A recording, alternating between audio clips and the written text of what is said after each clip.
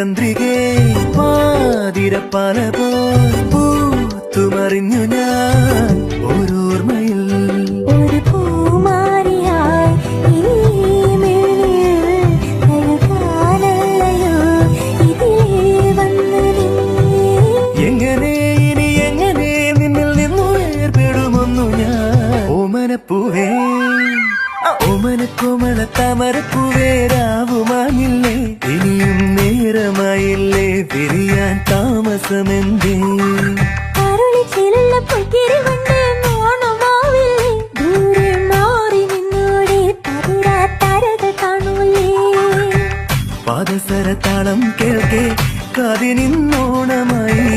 വാർമുടിയിലേതോ പൂവായി പാതയിൽ വീണു പോയി